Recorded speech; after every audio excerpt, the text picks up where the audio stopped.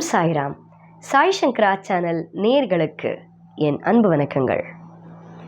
நம்மளுடைய நேயர்கள் அனைவருக்கும் புத்தாண்டு நல்வாழ்த்துக்களை தெரிவித்துக் கொள்கிறேன். உங்கள் எல்லாருக்கும் பாபாவுடைய ஆசீர்வாதத்தோட இந்த வருடம் ரொம்ப சிறப்பாக நீங்கள் நினச்சதெல்லாம் கண்டிப்பாக பாபா நடத்தி வைப்பார் அப்படின்னு முதல்ல நான் பிரார்த்தனை பண்ணி, நம்மளுடைய நேயர்களுக்கு தெரிஞ்ச ஒரு விஷயம், நீங்கள் தொடர்ந்து எபிசோட் குரு பூர்ணிமா அன்னைக்கு நம்ம ஆரம்பித்து ரொம்ப பிரமிப்பான ஒரு விஷயம் என்ன அப்படின்னா, இன்னைக்கு நம்ம 76th எபிசோட்குள்ளே ஸ்டெப் இன் பண்ண போகிறோம். அதாவது 75 எபிசோட் பாபாவோட ஆசீர்வாதத்தோட உங்களுடைய ஆதரவோட ரொம்ப ரொம்ப சிறப்பாக போயின்னு இருக்கு. நிறைய பக்தர்கள் ரொம்ப சந்தோஷப்பட்ட எபிசோடில் நிறைய கமெண்ட்ஸ் கொடுக்குறீங்க.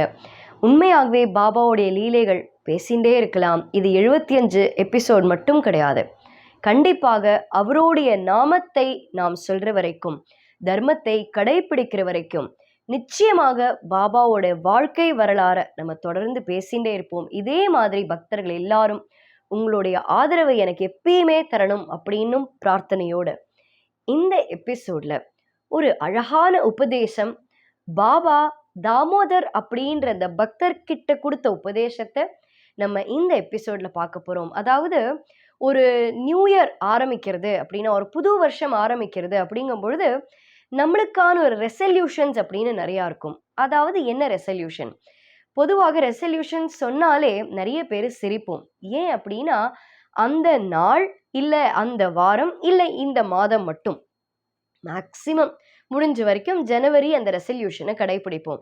ஒரு உதாரணத்துக்கு முக்கியமாக சொல்லணும் அப்படின்னா, காலையில் பிரம்ம முகூர்த்தத்தில் நான் எழுந்திருக்கணும், எழுந்து தினம் நான் வாக்கிங் போகணும், இல்லை தினம் நான் இதை பண்ணணும், நான் அதை பண்ணணும் அப்படின்னு நிறைய விஷயங்கள் ரெசல்யூஷனாக எடுப்போம்.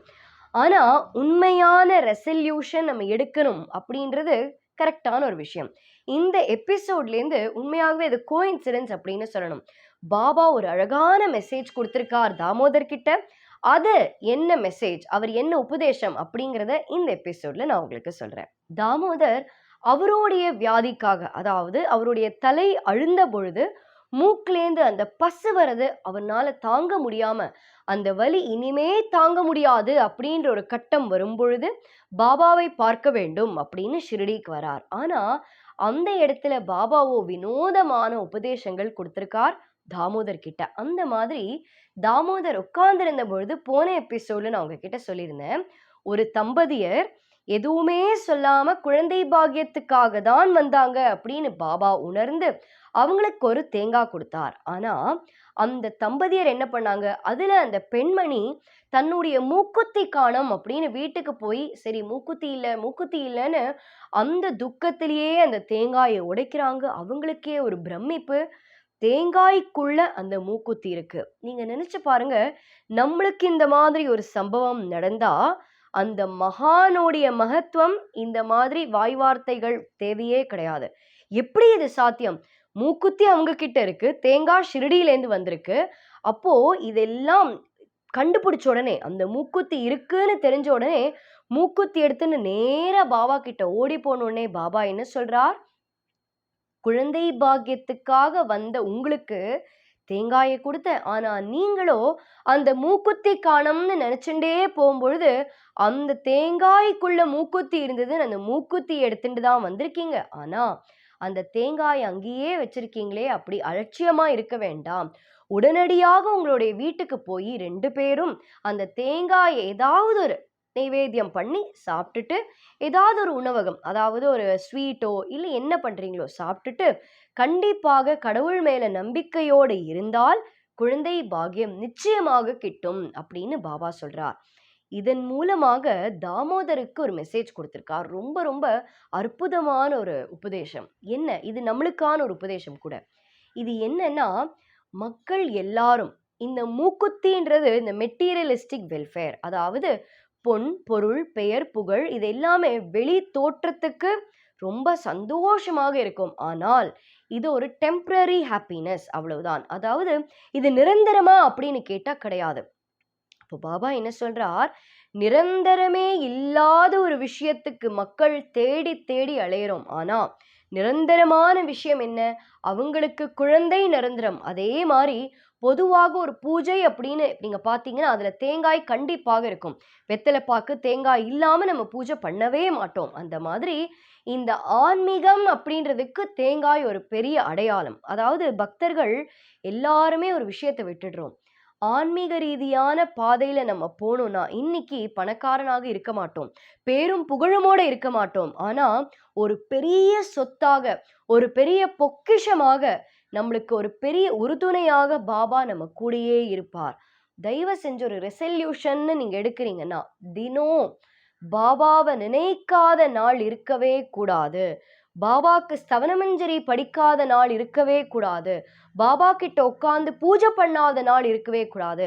சதா சர்வ காலமும் முடிஞ்ச அளவுக்கு துளி கெட்ட எண்ணம் நம்மளுக்கு வர மாதிரி இருந்தால் கூட, நம்மளுக்கு யாராவது தீங்கல் பண்ணிருப்பாங்க, அவங்களுக்கு மறுபடியும் கெட்டது பண்ணணும்னு மனசுல இத்தனோடு எண்ணம் ஒருவேளை வந்ததுன்னா அதை தூக்கி போட்டுட்டு பாபாவை நினைச்சுக்கோங்க.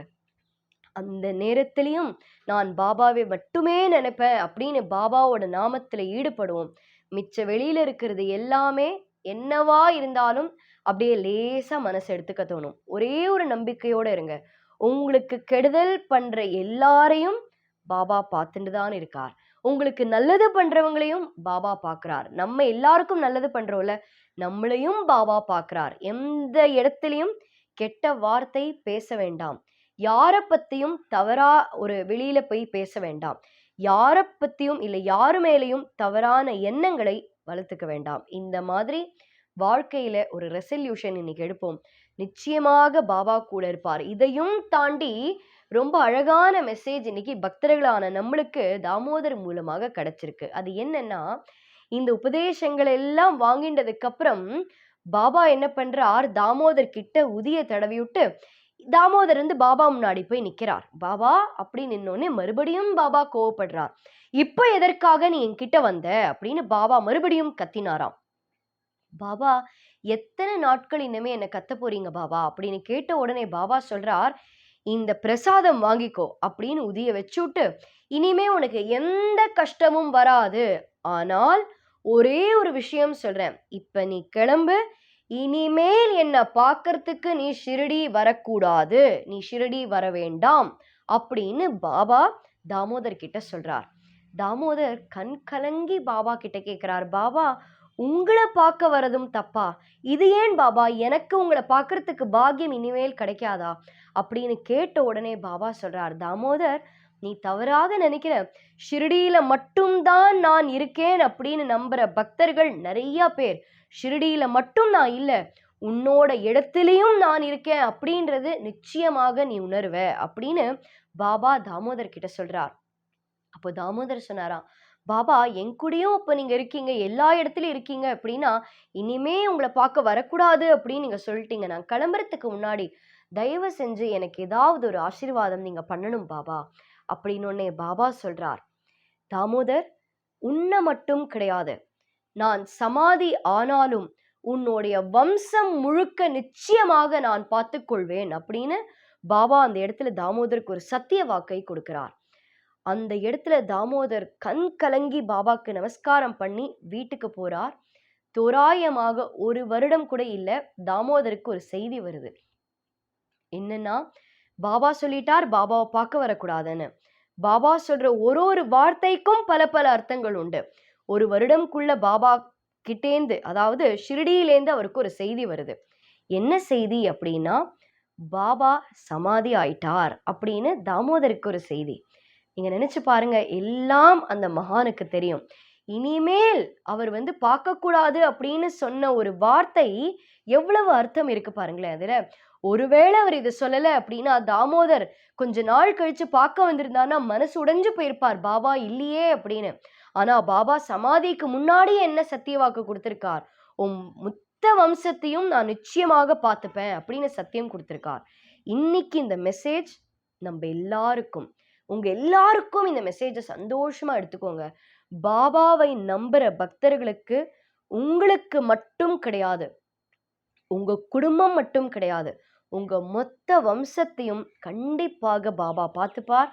எந்தவித குறையும் வைக்க மாட்டார். எல்லாரும் அவ்வளவு சந்தோஷமா மனசுல என்னெல்லாம் ஆசை இருக்கோ எல்லா ஆசையும் பாபா நிச்சயமாக பூர்த்தி பண்ணுவார். இதே மாதிரி மற்றொரு அற்புதமான லீலையோடு அடுத்த எபிசோடில் நான் உங்களை சந்திக்கிறேன்.